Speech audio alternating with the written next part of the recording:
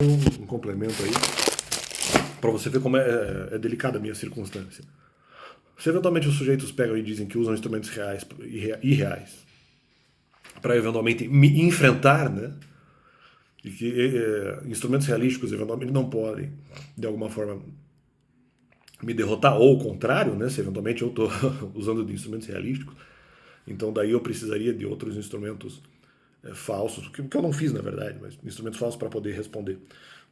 Pessoas que vivem, vamos supor, no mundo da lua, né? Não, mas eu sempre tento puxar para a realidade.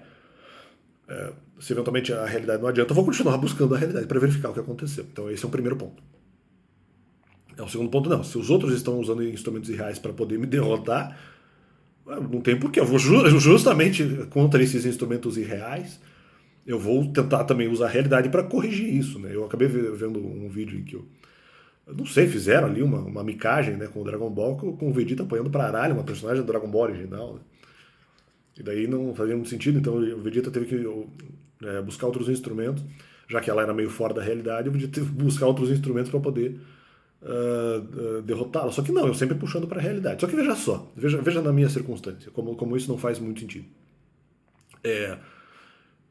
Apenas nessa questão de dinheiro, não dinheiro, se eu não tiver o aval, o argumento, há pessoas que querem me derrotar, se eu não tiver o argumento de que as pessoas aceitam investir, por exemplo, em voluntariado, eu não tenho como dizer. Então sempre vai ficar uma circunstância, uma ameaça, uma chantagem contra mim no sentido de uma espada, né? No sentido de dizer sobre o meu pescoço, dizendo assim, ó, ele tem um pecado, ele usa dinheiro dos pais que não querem investir em voluntariado. E como é que eu vou provar o contrário?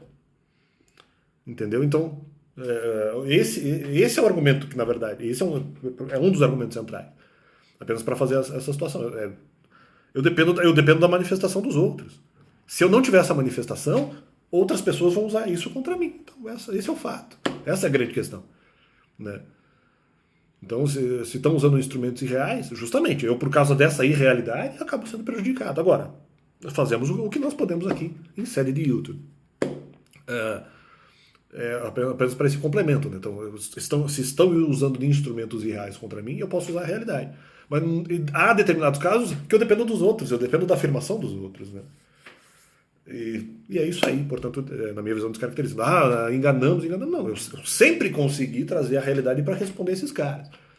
Ou, eventualmente, até imaginando, até usando um pouco a minha imaginação para antecipar alguns argumentos que eu vi que, de repente, até nem eram contra mim, mas eu falar, pô, isso pode ser usado contra mim em algum momento. Seja em videogame, seja pessoas reais falando sobre temas reais.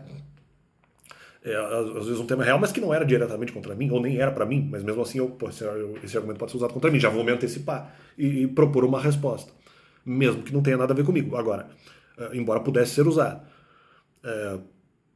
mas de repente os caras não perceberam isso. Que bom, né? Mas daí eu já me antecipei. Mas, ou mesmo em programas, em jogos, que são, vamos dizer, irreais, mas que sugerem alguma ideia que de repente também não é contra mim, mas eu falo, pô, essa ideia também pode ser usado contra mim. Fora isso, são argumentos que eu creio que sejam contra mim, sim, mesmo que não seja o meu nome citado. Né?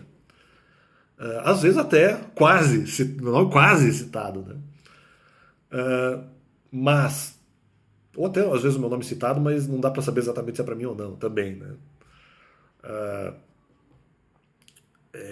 Mas o que eu estou querendo dizer é que em todas essas situações eu vou tentar usar justamente a realidade para tentar me desvencilhar do argumento. Mas há situações em que eu preciso da comunicação dos outros.